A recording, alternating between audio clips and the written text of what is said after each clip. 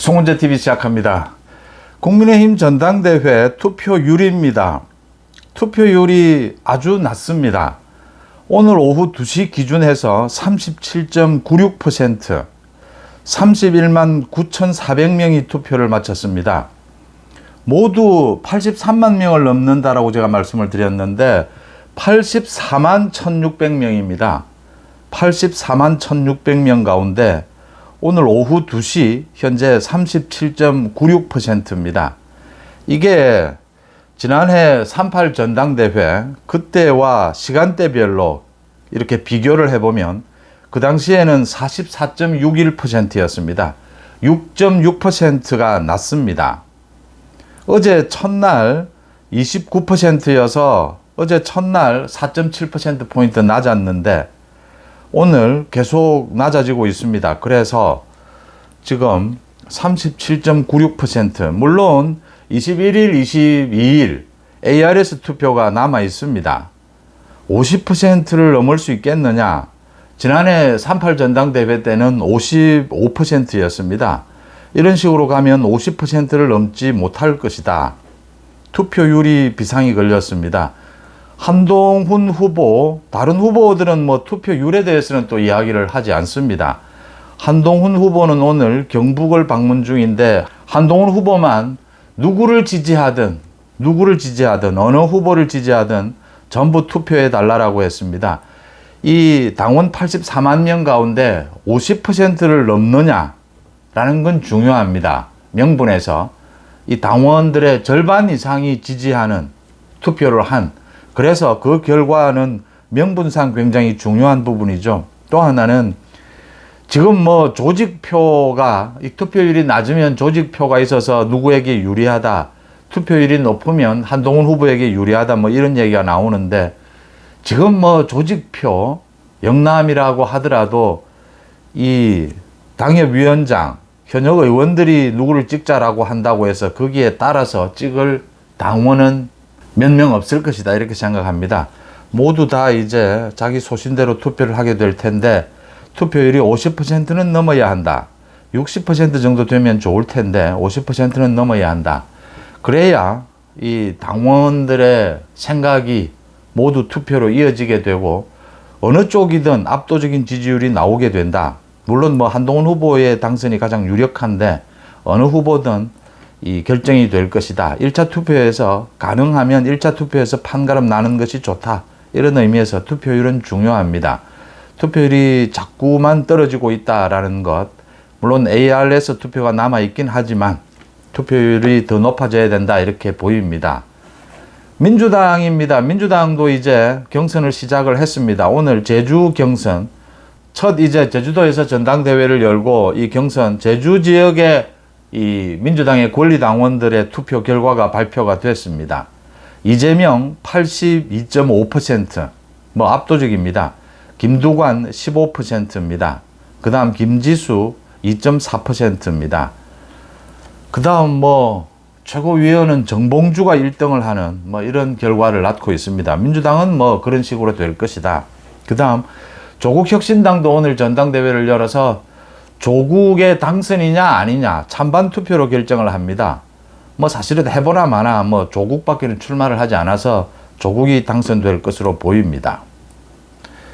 전당대회 이후에 국민의힘에서는 한동훈 후보가 당대표로 당선이 될 것으로 보이고 민주당은 이재명이 당선될 것으로 보입니다. 조국은 뭐 조금 있다가 대법원의 판결이 나오게 되면, 구속이 되면 조국혁신당은 의미가 없어질 것이다. 민주당으로 거의 흡수되다시피 이렇게 될 것이다.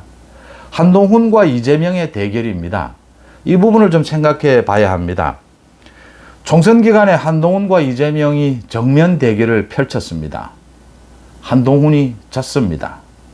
이유는 뭐 여러 가지가 있겠지만 한동훈과 이재명이 또다시 여야 당대표로 정면 대결을 펼치는 국면이 펼쳐질 것이다, 이렇게 보입니다. 중요한 것은 이재명의 사법 리스크입니다. 오는 10월에 이재명의 위증교사와 선거법 위반 재판 결과가 나옵니다. 위증교사는 이재명이 법정 구속될 가능성이 매우 높습니다. 선거법 위반 1심 판결에서 100만 원이 넘는 판결이 나오게 되면 민주당은 망할 수 있습니다. 망한다라고 하는 위기감에 쌓일 수가 있습니다. 이재명이 정치적으로도 굉장히 치명타를 입게 되는 것이고, 만약 법정 구속이 된다면 이재명이 사실상 이 사법 리스크도 이제는 마무리가 되는 셈입니다. 법정 구속이 되면 정치적으로도 법적으로도 거의 식물 상태가 된다라고 하는 것입니다. 재판도 뭐 계속 일주일에 몇 번씩 진행이 될 겁니다. 오는 10월에 이재명이 법정 구속이 되고 또 정치적으로 큰 치명타를 입게 된다면 지금의 많은 국민들이 이제 선명해질 것입니다. 이 지지율 부분입니다.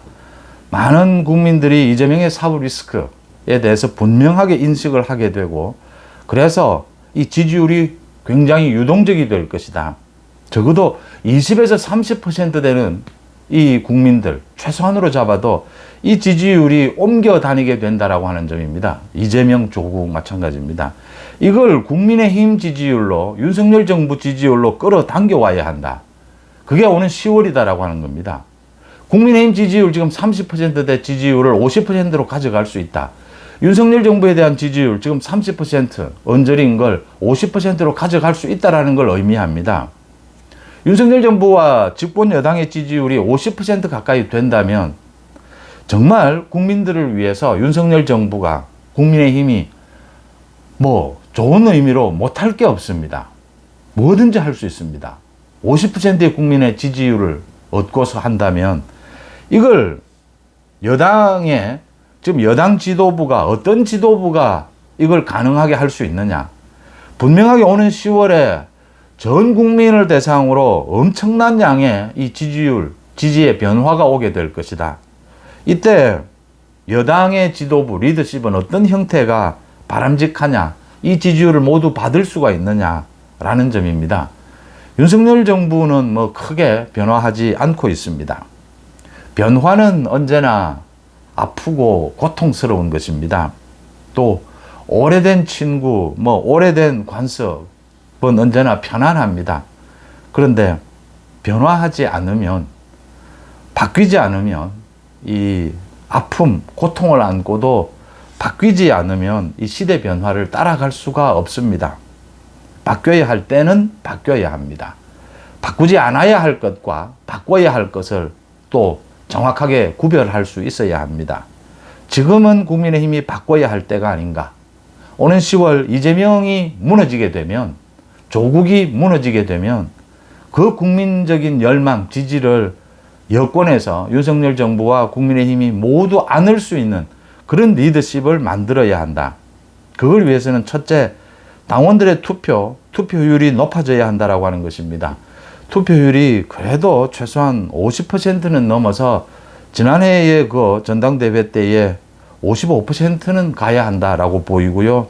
한쪽으로 압도적인 지지가 필요하다라는 점을 생각하게 됩니다. 뭐 민주당의 당원들은 이판사판입니다. 이재명에게 82%, 뭐 갈 때까지 가보자는 식입니다. 이재명이 구속이 되고 그래야 끝이 날 일입니다. 조국 마찬가지입니다. 구속이 되고 그래야 끝이 나는 일입니다. 그랬을 때 이 많은 국민들의 지지율을 끌어모을 수 있는 국민의힘 당대표 리더십이 만들어져야 한다라는 생각을 하게 됩니다. 여러분들은 어떻게 보십니까? 송은재TV 마칩니다. 고맙습니다.